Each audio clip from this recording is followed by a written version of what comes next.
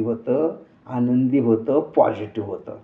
कारण पॉझिटिव्ह मनानं healthy mind sorry a healthy body have a healthy mind. म्हणजे तुमची बॉडी स्ट्राँग असेल म्हणजे एक्झरसाईज केल्यानं तुमचं मनसुद्धा स्ट्राँग राहतं. म्हणून बॉडीसुद्धा स्ट्राँग असणं गरजेचं आहे. त्यासाठी व्यायाम करायला पाहिजे. जर मंदिर आपण स्वच्छ ठेवलं तर मग आत देवळात गेल्यावर सुद्धा त्या गाभाऱ्यात सुद्धा प्रसन्न वाटतं.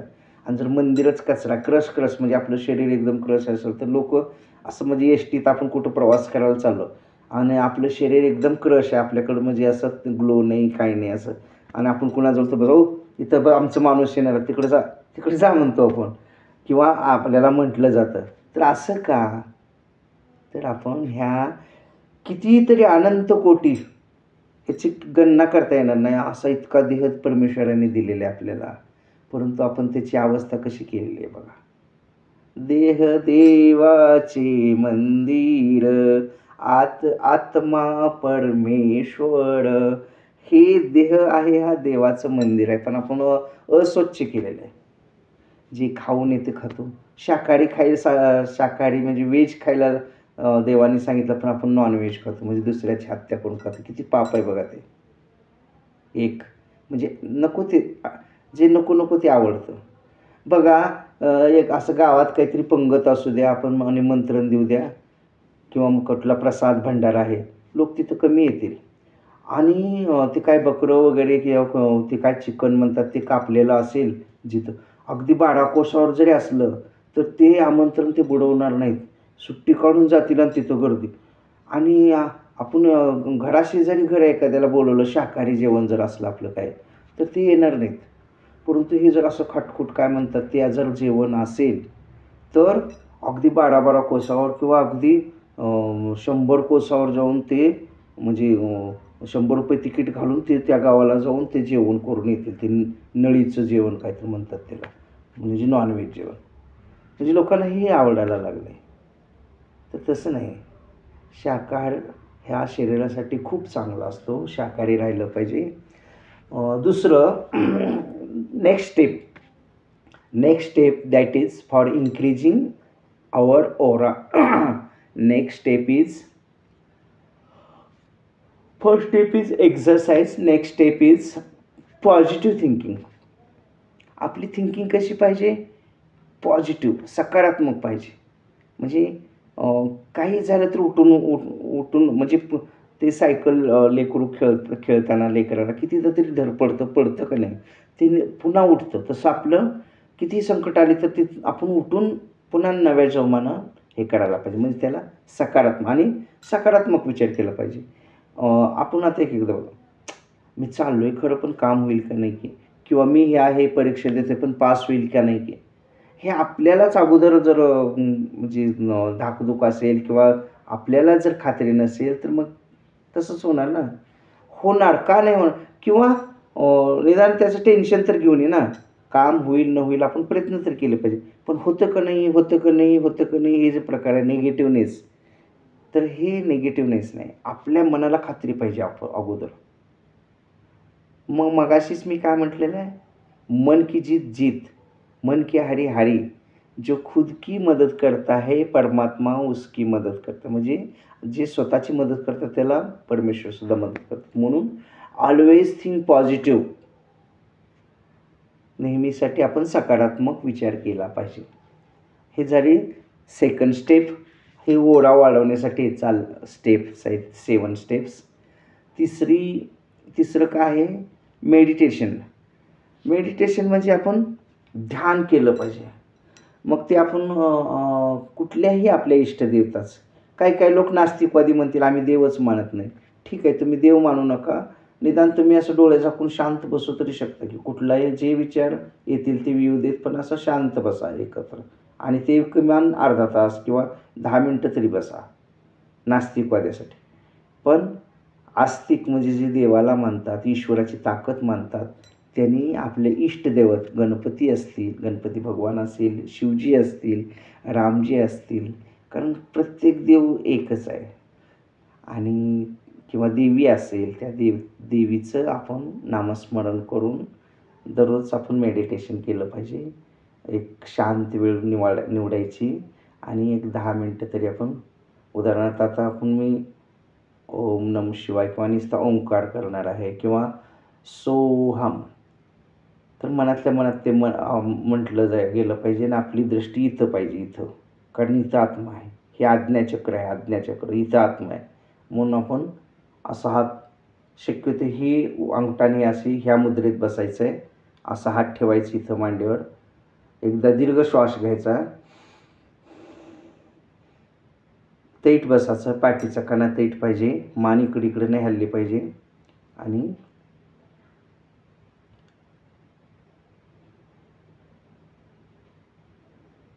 म्हणजेच मी सोहम म्हणतोय मनातल्या मनात.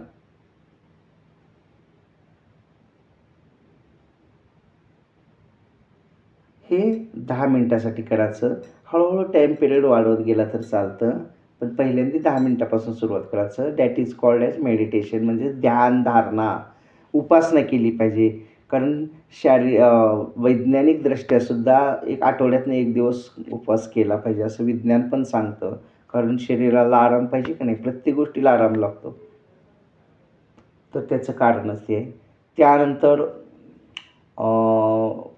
3 प्रकार झालेले आहेत. एक्झरसाइज, पॉझिटिव्ह थिंकिंग आणि मेडिटेशन. आणि 4th स्टेप काय आहे यातली, तर प्रेयर. प्रेयर म्हणजे प्रार्थना. आपण भगवंताची प्रार्थना केली पाहिजे. पण प्रार्थना आपण कशी करतो? आपली प्रार्थना करणे सेल्फिश प्रार्थना असते आपली, सेल्फिश प्रेयर. सेल्फिश म्हणजे फक्त स्वतःसाठी. देवा मला असं कर, देवा मला तसं कर. आपण अगदी घरातल्याच फॅमिलीचा सुद्धा विचार करत नाही, फक्त मला. देवा मला पास कर, देवा मला 1 लाखाची लॉटरी लागू दे, मी तुला 1 नारळ फोडीन. म्हणजे देवाने 1 लाखाची लॉटरी आपल्याला द्यावी, तर आपलं मन किती मोठं होतं, इतकं मोठं होतं की 1 नारळ फोडील 15 रुपयाचा किंवा 20 रुपयाचा. आणि मग ते फोडील की न फोडील ते बी माहीत नाही. बोलाचे एकदा काम संपलं की गरज सरो आणि वैद्य मरो. तसं मग देव पुन्हा आठवत नाही. पुन्हा गरज पडल्यावरच देव आठवतो नेक्स्ट टाईमला. म्हणजे ज्या ज्या वेळेला गरज पडेल त्यावेळेला भगवंताची आठवण येते आपल्या, म्हणजे माणसाला, सर्व ह्युमन बिंगला. आणि गरज नसताना सुखात असताना दुःख आले की मग परमेश्वरा का आमची परेशानी एवढी लावली आहे, किंवा तू मदत कर. मग मंदिरात जाणार वगैरे वगैरे, नवस बोललं जाणार. पण इतर वेळेला म्हणजे कधी एखादी आपण मोठं असं काहीतरी, एक 7 मजली इमारत बांधलेली आहे किंवा मोठं काहीतरी असं हे केलेलं आहे, एक यश संपादन. त्यावेळेला असं म्हणत नाही की भगवंत ह्या ईश्वराच्या कृपेमुळं मी इतकं 7 मजली आम्ही हे बांधू शकलो, आपल्या सर्वांचे आशीर्वाद आहेत अगर, परमेश्वराची कृपा म्हणून, असं तसं. ह्याला म्हणतात कृतज्ञता. तर त्यावेळेला म्हणत नाही मी कष्ट केलं, मी केलं हे सगळं. हा गर्व येतो. मी केलं वगैरे जे म्हणतो ना, हे गर्व. कारण आधी काय होतं, हे सगळं पडकं होतं, मी केलं. तर हे जे मी आलं की देव कळत नाही. जोपर्यंत आपण मी सोडत नाही तोपर्यंत परमेश्वर दिसत नाही. मी म्हणजे अहंकार सोडला पाहिजे, गर्व सोडला पाहिजे, अभिमान सोडला पाहिजे. मग तुम्ही म्हणाल अभिमान सोडला, गर्व सोडला तर जगाचं गर्व असावा कशाचा? मी भारतीय आहे, आय एम इंडियन म्हणून हा छाती फुगली पाहिजे, हा गर्व. चांगल्या गोष्टीचा गर्व जरूर असावा, अभिमान असावा. मैं हिंदू हो म्हणून अभिमान पाहिजे. किंवा आणखी कशाचा, की मी स्वतः कमवून खातो, हा गर्व ह्याचा गर्व असावा, अभिमान असावा. पण गर्व ज्या वेळेला वाढत वाढत वाढत वाढत वाढत एकदम शेवटच्या स्टेजला जातो, सीमा पार केला जातो, त्याला अहंकार म्हणतात. आणि अहंकार नको आहे. गर्व ज्या वेळेला अगदी त्याच्या म्हणजे नम्रतेच्या रूपात असतो तेव्हा तो गर्व नसतोच. तर अशा काही गोष्टीचा अभिमान असला पाहिजे. किंवा एखाद्या जोडप्यानं कपलनं खूप कष्ट करून आपल्या मुलाला डॉक्टर्स, इंजिनियर्स किंवा आणखी मोठमोठ्या पदावर पाठवल्यावर त्यावेळेला मग त्यांना अभिमानानं म्हणतो, मित्रांनो आम्ही इतकं काबाड कष्ट केलं आणि मुलांना असं त्यांचं लाईफ सेटल केलं. गर्वानं सांगितलं, त्याचा गर्व असला पाहिजे. तर कळालं गर्व. कारण हे मिठासारखं थोडंसं पाहिजे. गर्व हा मिठासारखा पाहिजे. भाजी आपण भाजीत किती सगळं किती पाहिजे ते सगळे मसाले टाकलेत आणि मीठच नाही टाकलं तर भाजी चांगली होईल का? नाही होणार. आपल्याला थोडंसं मीठ टाकायचं लागतं. तसं गर्व हे परमेश्वरानं आपल्याला दिले म्हणजे त्याचा किती उपयोग करायचा तेवढाच केला, प्रमाणात केला पाहिजे. नाहीतर मग हे बनवलंच नसतं ना देवाने रसायन. तसं तर प्रेयर कशी केली पाहिजे मग? आपण इतरांसाठी किंवा सर्वांसाठी प्रेयर प्रार्थना करतो ना, त्यावेळेला भगवंत आपल्याला अगोदर प्रसन्न होतात किंवा आपलं लवकर कल्याण होतं. मग आपण काय म्हटलं पाहिजे? हे ईश्वरा, सर्वांचं भलं कर, सर्वांचं रक्षण कर, सर्वांचं पालन कर, सर्वांना सद्बुद्धी दे, सर्वांना आरोग्य दे, सर्वांना धन, संपदा, सुख, समाधान, वैभव, शांती दे, सर्वांना सुखात, आनंदात, ऐश्वर्यात ठेव आणि तुझे गोड नाम आम्हा सर्वांच्या मुखामध्ये अखंड राहू दे. त्यावेळेला शंकर भगवान म्हणतात तथास्तु तथास्तु तथास्तु. मग आपण काय म्हणायचं? ओम शांती शांती शांती. आपली प्रार्थना अशी पाहिजे विश्वकल्याणाची. निदान कमीत कमी आपण एवढं तर माझ्या देशातली तर लोक सुखी, तेवढं नाही म्हणता आलं तर आपल्या हा महाराष्ट्रातली तर सुखी राहू दे म्हटलं पाहिजे. तेवढं बी म्हणता येत नसतं निदान माझ्या जिल्ह्यातली, तेवढं म्हणता येत नसेल तर माझ्या गावातली, तेवढंही म्हणता येत नसेल तर माझ्या फॅमिलीतली तरी सगळेजण सुखी राहू देत असं म्हटलं पाहिजे किमान. पण आपण तेवढं सुद्धा म्हणत नाही हो. फक्त माझंच मी. मग मुलं बायका आहे त्यांचं ते बघतील, त्यांचं काय, माझं माझं. आणि हे जोपर्यंत माझं माझं माझं कबाड ओझं, हे कबाड ओझं आहे. कबाड ओझं म्हणजे ओझं आहे, बळानं लादून घेतलेलं ओझं, देवाने दिलेलं नाही पण आपण घ्यायचं. सगळीकडले जिकडले येते ती घ्यायचं ना आपल्या डोक्यात ठेवायचं. म्हणून जीवन कठीण झालेलं आहे. किती करशील माझं माझं कबाड ओझं, म्हणजे हे कबाड ओझं आहे. आपलं काय आहे रे? काहीच नाही.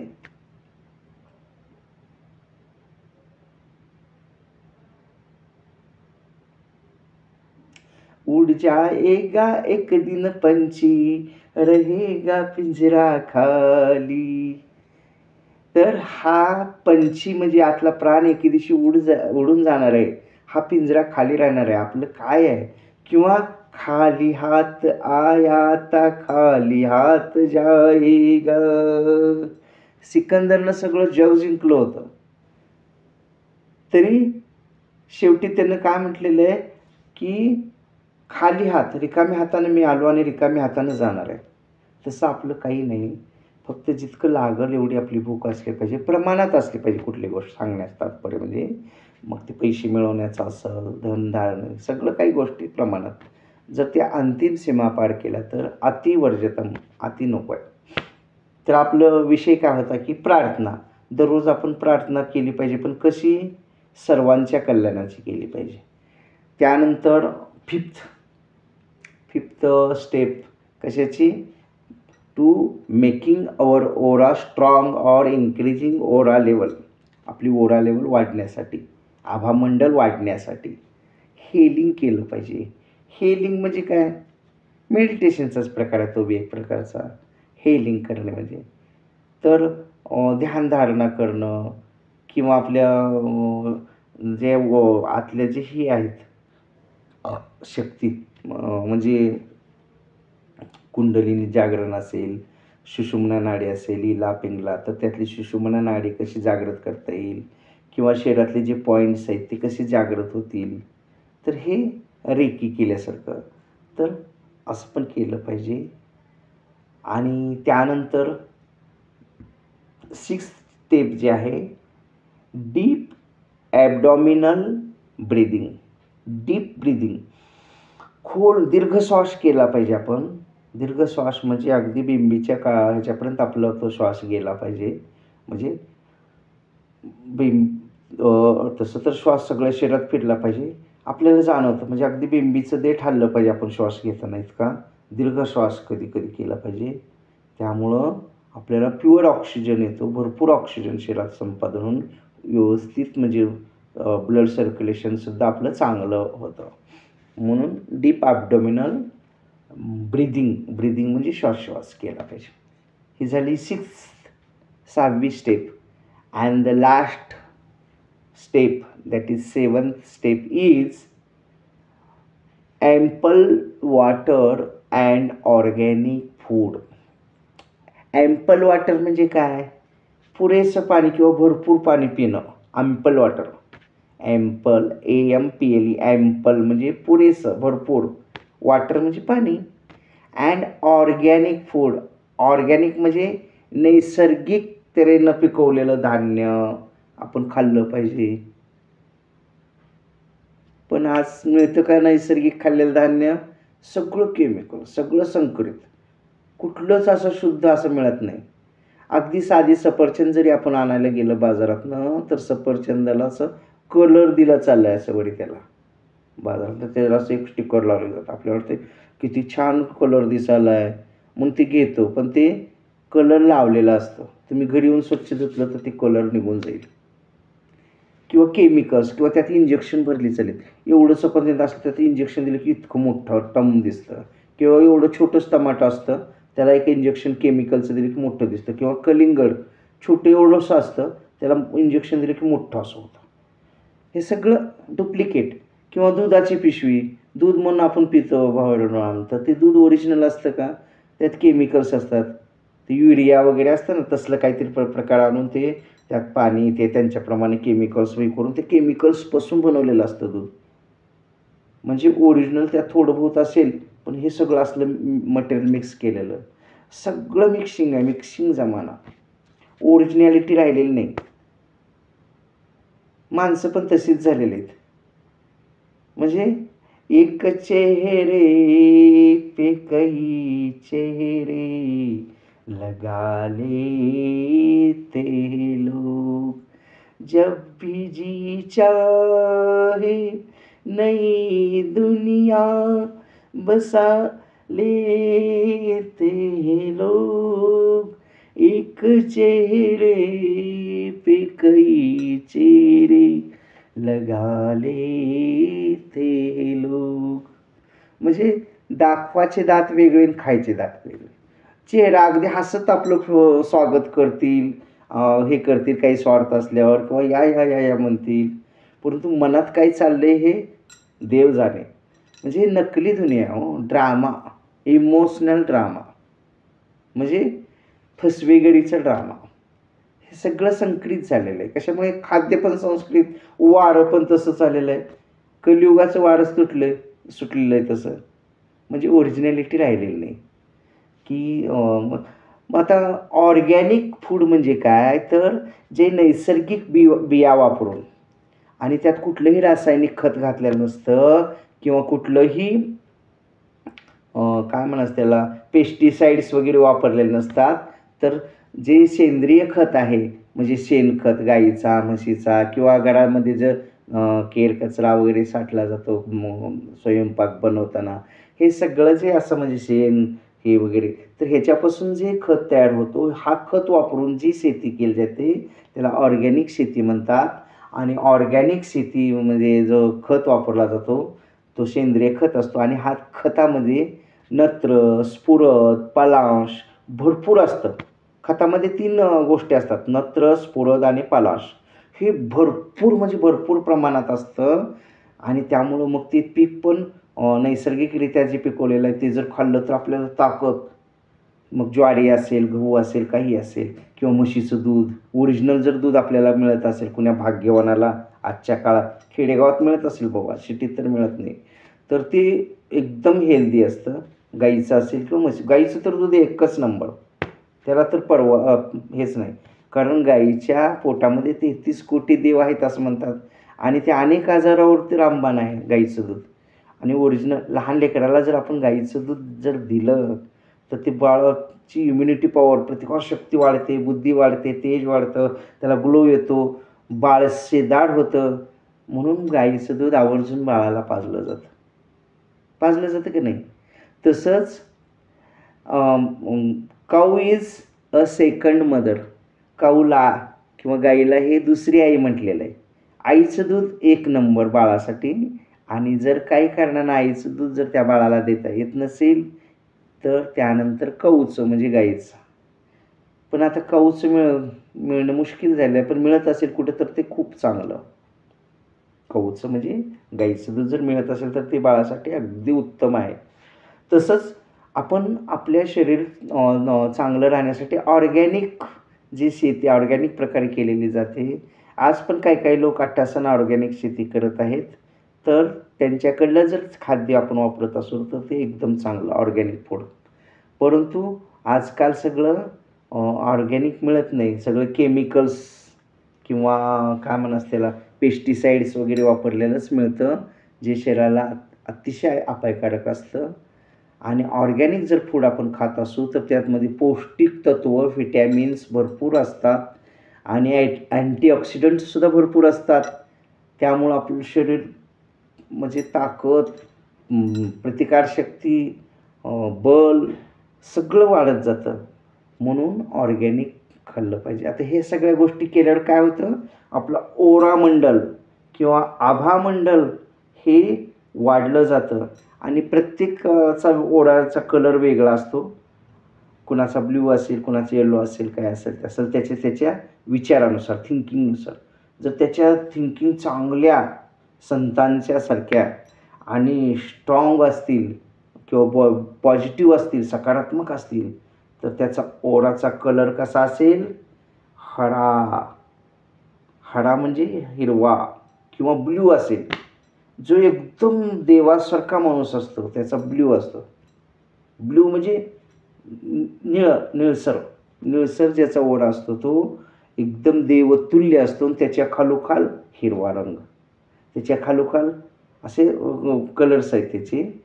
परंतु आपण आपला ओढा इन्क्रीज करण्यासाठी आत्ता जे आपण 7 स्टेप्स डिस्कस केलेल्या आहेत त्या जर अंमलात आणल्या तर नक्कीच आपला ओरामंडल वाढेल, आपल्यातलं तेज वाढेल, आपली बॉडीचं सिक्युरिटी गार्ड जे आहे ते त्याची पॉवर वाढेल आणि आपलं जीवन सुखमय आणि आनंदमय व्हायला मदत होईल. I hope all of you guys understand today's topic very well, and even if there is any type of difficulty, any type of conclusion about this topic, then please contact me, or you just put your difficulty in comment box. I will try to sort out your difficulty 101%. And againly, I lastly requesting you, if you are new in my channel and even if you are not subscribe my channel, then please subscribe the channel. Firstly, you have red color subscribe button, you just press that button and subscribe the channel. Beside the subscribe button you will get a bell icon. You just press that bell icon, then you have 4 options. Out of these 4 options you can select option number 1, that is all option. Then you will get daily updates and notifications of my channel Speak English with BK. And guys, if you likes my video, then make it like, share it and give your best comments. Thanks a lot. Have a nice day. Keep smiling forever. Jai Shambho, Jai Shiva.